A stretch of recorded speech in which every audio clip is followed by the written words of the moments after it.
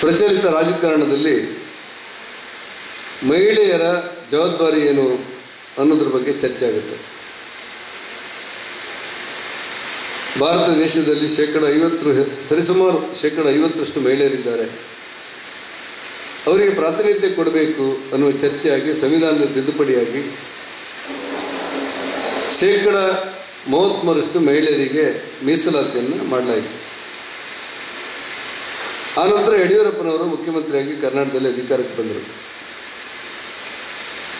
ಸರ್ಕಾರ ತಿದ್ದುಪಡಿ ಅಂತಂತು ಭಾರತೀಯ ಜನತಾ ಪಕ್ಷದ ಸರ್ಕಾರ. ಗ್ರಾಮ ಪಂಚಾಯತು, ತಾಲೂಕು ಪಂಚಾಯತು, ಜಿಲ್ಲಾ ಪಂಚಾಯತು, ನಗರಸಭೆ, ಪುರಸಭೆ, ಪಟ್ಟಣ ಪಂಚಾಯತು, ನಗರ ಪಾಲಿಕೆ, ಮಹಾನಗರ ಪಾಲಿಕೆಗಳು ಒಟ್ಟಾರೆ ಸ್ಥಳೀಯಾಡಳಿತ ಸಂಸ್ಥೆಗಳಲ್ಲಿ 50%ಕ್ಕಿಂತ ಹೆಚ್ಚು ಮಹಿಳೆಯರಿಗೆ ಮೀಸಲಾತಿ ಕೊಡಬೇಕು ಅಂತ ಹೇಳಿ ಅವತ್ತಿನ ಕರ್ನಾಟಕದ ಮುಖ್ಯಮಂತ್ರಿ ಯಡಿಯೂರಪ್ಪನವರ ನೇತೃತ್ವದಲ್ಲಿ ಒಂದು ಕಾನೂನನ್ನು ನಮ್ಮ ಸರ್ಕಾರ ಪಾಸ್ ಮಾಡಿತು. ಆ ಕಾರಣಕ್ಕಾಗಿ ಇವತ್ತು ಗ್ರಾಮ ಪಂಚಾಯತಿನಲ್ಲಿ 6,000 ಗ್ರಾಮ ಪಂಚಾಯತಿನಲ್ಲಿ 94,000 ಜನ ಸದಸ್ಯರ ಪೈಕಿ 50,000 ಜನ ಮಹಿಳಾ ಸದಸ್ಯರು ಇವತ್ತು ಕರ್ನಾಟಕ ರಾಜ್ಯದಲ್ಲಿ ಗ್ರಾಮ ಪಂಚಾಯತ್ ಸದಸ್ಯರಾಗಿ ಆಯ್ಕೆಯಾಗಿದ್ದಾರೆ. 6,000 ಗ್ರಾಮ ಪಂಚಾಯತಿಗಳಲ್ಲಿ 3,000 ಗ್ರಾಮ ಪಂಚಾಯತಿಯಲ್ಲಿ ಅಧ್ಯಕ್ಷ ಮಹಿಳೆಯರು, 3,000 ಗ್ರಾಮ ಪಂಚಾಯತಿಯಲ್ಲಿ ಉಪಾಧ್ಯಕ್ಷ ಮಹಿಳೆಯಾಗಿ ಇವತ್ತು ಕರ್ತವ್ಯವನ್ನು ನಿರ್ವಹಿಸ್ತಾ ಇದ್ದಾರೆ. ಇಷ್ಟೊಂದು ಅಗಾಧವಾದಂಥ ಸಂಖ್ಯೆಯಲ್ಲಿ ಸ್ಥಳೀಯಾಡಳಿತ ಸಂಸ್ಥೆಗಳಲ್ಲಿ ಮಹಿಳೆಯರು ಬರಲಿಕ್ಕೆ ಭಾರತೀಯ ಜನತಾ ಪಕ್ಷದ ಅವತ್ತಿನ ಮುಖ್ಯಮಂತ್ರಿ ಯಡಿಯೂರಪ್ಪನವರು ಕಾರಣರಾಗಿದ್ದಾರೆ ಅನ್ನೋದು ಕೆಲವರಿಗೆ ಮರೆತೇ ಹೋಗಿಬಿಟ್ಟಿದೆಯೇನೋ ಅನ್ನುವಂಥ ಆತಂಕಗಳು ನನ್ನನ್ನು ಕಾಡುತ್ತೆ.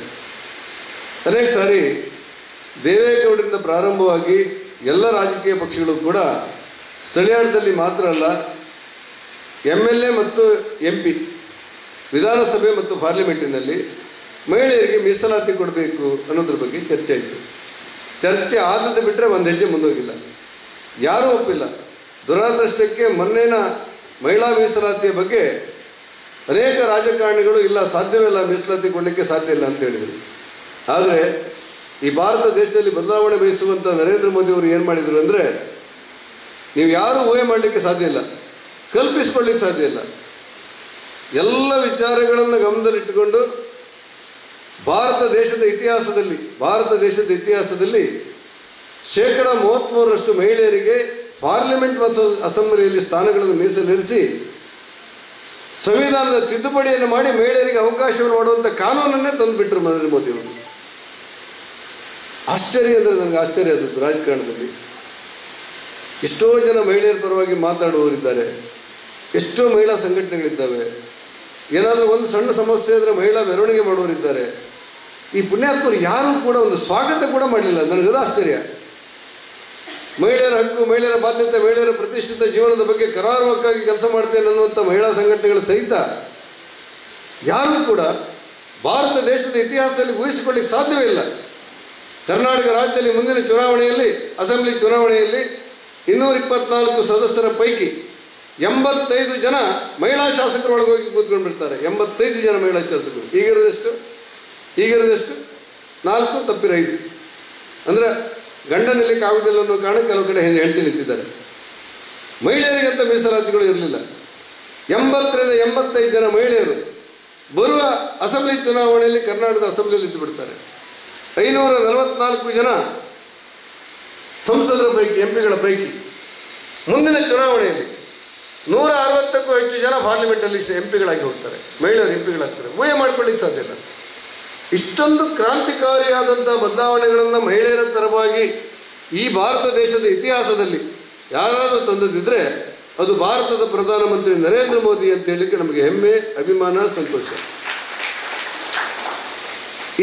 ಈ ಸದವಕಾಶವನ್ನು ಬಳಸ್ಕೊಳ್ಬೇಕಾದದ್ದು, ಮಹಿಳಾ ಮೀಸಲಾತಿಯ ಸದವಕಾಶವನ್ನು ಬೆಳೆಸ್ಕೊಳ್ಬೇಕಾದದ್ದು ಮಹಿಳೆಯರ ಜವಾಬ್ದಾರಿ ಅನ್ನುವ ಮಾತುಗಳನ್ನು ಪ್ರಧಾನಮಂತ್ರಿಗಳ ಪರವಾಗಿ ನಮ್ಮ ಪಾರ್ಟಿ ಹೇಳಿತ್ತು. ಆ ಹಿನ್ನೆಲೆಯಲ್ಲಿ ಒಂದಷ್ಟು ಯೋಜನೆಗಳನ್ನು ಮಾಡುವಂಥ ಸಂದರ್ಭ ಈ ಚುನಾವಣೆ ಬಂದಿದೆ. ನಾಡಿನ ಚುನಾವಣೆ ನನ್ನ ದೃಷ್ಟಿಯಲ್ಲಿ ಮಾತ್ರ ಅಲ್ಲ, ಇಡೀ ಭಾರತದ ದೃಷ್ಟಿಯಲ್ಲಿ ಒಂದು ಸಾಮಾನ್ಯ ಚುನಾವಣೆ ಅಲ್ಲ.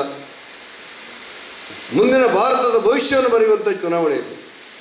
ನಾವು ಯಾವಾಗಲೂ ಕೂಡ ನಮ್ಮ ಹಿರಿಯರು ಮಾತಾಡುವಾಗ ಹೇಳ್ತಾ ಇದ್ರು, ಸಮರ್ಥ ಭಾರತವನ್ನು, ಸಮೃದ್ಧ ಭಾರತವನ್ನು, ಶಕ್ತಿಶಾಲಿ ಭಾರತವನ್ನು, ಸ್ವಾಭಿಮಾನಿ ಭಾರತವನ್ನು ನಿರ್ಮಾಣ ಮಾಡಬೇಕು ಅಂತ ಹೇಳ್ತಾ ಇದ್ರಲ್ಲ ನಮ್ಮ ಹಿರಿಯರು. ಅದು ಇವತ್ತು ಕಾರ್ಯರೂಪಕ್ಕೆ ಬಂದು ಸಮರ್ಥ ಭಾರತ, ಸಮೃದ್ಧ ಭಾರತ, ಶಕ್ತಿಶಾಲಿ ಭಾರತ, ಸ್ವಾಭಿಮಾನಿ ಭಾರತ ಇತಿಹಾಸದಲ್ಲಿ ಯಾರಿರುವಾಗ ಅಧಿಕಾರದಲ್ಲಿರುವಾಗ ಬಂತು ಅಂತ ಹೇಳಿದ್ರೆ ಇತಿಹಾಸದ ದಾಖಲೆಗೆ ಸೇರಿ ಹೋಗಿದೆ. ಸಮರ್ಥ ಭಾರತ ನಿರ್ಮಾಣವಾದದ್ದು ಭಾರತದ ಪ್ರಧಾನಮಂತ್ರಿಯಾಗಿ ನರೇಂದ್ರ ಮೋದಿ ಅವರ ಆಯ್ಕೆಯಾದ ನಂತರ ಅನ್ನುವಂಥ ಮಾತುಗಳು ಉಲ್ಲೇಖವಾಗಿದೆ. ಇವತ್ತು ಎರಡು ರೀತಿಯ ಜನ ಇದ್ದಾರೆ ದೇಶದಲ್ಲಿ. ಕೆಲವರು ನನಗಿಂತ, ನನ್ನ ಜಾತಿಗಿಂತ, ನನ್ನ ಧರ್ಮಕ್ಕಿಂತ, ನನ್ನ ಬದುಕಿಗಿಂತ ನನ್ನ ದೇಶ ಮೊದಲು ಅನ್ನುವಂಥ ರಾಷ್ಟ್ರಭಕ್ತರ ಕನ್ನಡ ತುಂಬಿ ಹೋಗಿದೆ ಒಂದೆಡೆ. ಕಾಶ್ಮೀರದಿಂದ ಕನ್ಯಾಕುಮಾರಿಯವರೆಗೆ ಒಂದಷ್ಟು ಜನ, ಹೆಚ್ಚಿನ ಸಂಖ್ಯೆಯಲ್ಲಿರುವವರು ನನ್ನ ದೇಶ, ನನ್ನ ದೇಶ, ನನ್ನ ಭಾರತ, ಭಾರತ್ ಮಾತಾ ಕಿ ಜೈ ಅಂತೇಳಿ ಘೋಷಣೆಗೆ ಹೋಗುವಂಥ ರಾಷ್ಟ್ರಭಕ್ತರ ಒಂದು ತಂಡವೂ ಇದೆ. ಕರ್ನಾಟಕ ರಾಜ್ಯದ ಪ್ರಜಾಪ್ರಭುತ್ವದ ದೇಗುಲ ಅಂತ ತಿಳ್ಕೊಂಡಂಥ ವಿಧಾನಸಭೆಯಲ್ಲಿ ಕಾಶ್ಮೀರದ ಪರವಾಗಿ ಘೋಷಣೆ ಕೂಗುವವರು ಇದ್ದಾರೆ, ಅವ್ರನ್ನ ಬೆಂಬಲಿಸುವವರು ಇದ್ದಾರೆ. ಮುಂದಿನ ಚುನಾವಣೆ ಒಂದ್ಸಾರಿ ನೀವೆಲ್ಲ ಯೋಚನೆ ಮಾಡಿ ನೋಡಿ, ಮುಂದಿನ ಚುನಾವಣೆ ರಾಷ್ಟ್ರಭಕ್ತರು ಮತ್ತು ರಾಷ್ಟ್ರ ವಿರೋಧಿಗಳನ್ನು ಬೆಂಬಲಿಸುವವರ ನಡುವೆ ನಡೆಯುತ್ತೆ. ಏಪ್ರಿಲ್ 26ನೇ ತಾರೀಕು ನಡೆಯುವಂಥ ಚುನಾವಣೆ ಇದೊಂದು ಸಾಮಾನ್ಯ ಚುನಾವಣೆ ಅಂತ ಅಂದ್ಕೋಬೇಡಿ. ಯಾವುದೋ ಗ್ರಾಮ ಪಂಚಾಯತ್, ಯಾವುದೋ ತಾಲೂಕು ಪಂಚಾಯತ್, ಯಾವುದೋ ಜಿಲ್ಲಾ ಪಂಚಾಯತ್, ಮತ್ತೆ ಯಾವುದೋ ಸ್ಥಳೀಯ ಆಡಳಿತ, ಯಾರೋ ಒಬ್ಬ MLA ಅಲ್ಲ. ಭಾರತ ದೇಶದ ಭವಿಷ್ಯವನ್ನು ಬರೆಯುವಂಥ ಚುನಾವಣೆ ಅಂತ ಪರಿಗಣಿಸಲಾಗಿದೆ. ನಾನು ಮನೆಗೆ ಹೋದಾಗ, ಮೊನ್ನೆ ನನ್ನೂರಿನಲ್ಲಿ ಮನೆ ಹೋದಾಗ ರಾಮ ಜನ್ಮಭೂಮಿಯ ಚರ್ಚೆಗೆ ಸಂಬಂಧಪಟ್ಟಂತೆ ಶ್ರೀರಾಮನ ಪ್ರಾಣ ಪ್ರತಿಷ್ಠೆಯ ದಿವಸ, ಅದಕ್ಕಿಂತ ಮೊದಲು ರಾಮನ ಅಕ್ಷತೆಯನ್ನು ತಗೊಂಡು ಹೋಗುವಾಗ ಅಲ್ಲಿರುವಂಥ ಮಹಿಳೆಯರು 5 ದೀಪಗಳನ್ನು ಹಚ್ಚಿ ಈ ರಾಮನ ಅಕ್ಷತೆಯನ್ನು, ಶ್ರೀರಾಮನ ಅಕ್ಷತೆಯನ್ನು ಸ್ವಾಗತ ಮಾಡ್ತಾ ಇದ್ರು. ನಾನು ಯಾರ ಮನೆಯಲ್ಲೂ ಕೂಡ ಪುರುಷರನ್ನು ಕಂಡಿಲ್ಲ. ದೀಪ ಹುಡ್ಕೊಂಡವರೆಲ್ಲರೂ ಮಹಿಳೆಯರು ನನಗೆ ಸಿಕ್ಕಿದವರು, ಎಲ್ಲರೂ ಮಹಿಳೆಯರು ಮಕ್ಕಳು. ಈ ಅದ್ಭುತವಾದಂಥ ಕಾರ್ಯಕ್ರಮಕ್ಕೆ ಅವರು ಮಾಡಿರುವಂಥ ಸ್ವಾಗತ, ಅವರು ತೋರಿಸಿರುವಂಥ ಪ್ರೀತಿ, ಅವರ ಭಕ್ತಿ, ಅವರ ಭಾವನೆ, ಅವರ ವಿಚಾರಗಳು, ಇದನ್ನೆಲ್ಲ ಗಮನಿಸಿದರೆ ಭಾರತ ದೇಶದ ಎಲ್ಲ ಮಹಿಳೆಯರು ರಾಮ ಭಕ್ತರಾಗಿ ಅವರು ತೋರಿಸುವಂಥ ಗೌರವಗಳನ್ನು ನೋಡಿದಾಗ ನನಗೆ ದಿಗ್ಭ್ರಮೆಯಾಗಿತ್ತು. ಕ್ರೈಸ್ಟ್ ಕಿಂಗ್ ವಿದ್ಯಾಸಂಸ್ಥೆ ಕಾರ್ಕಳ ನಿಮ್ಮ ಮಕ್ಕಳ ಭವಿಷ್ಯಕ್ಕಾಗಿ ಒಂದು ಉತ್ತಮ ಆಯ್ಕೆ. ದಾಖಲಾತಿ ಈಗಾಗಲೇ ಪ್ರಾರಂಭಗೊಂಡಿದೆ. ಈ ಕೂಡಲೇ ಸಂಪರ್ಕಿಸಿ.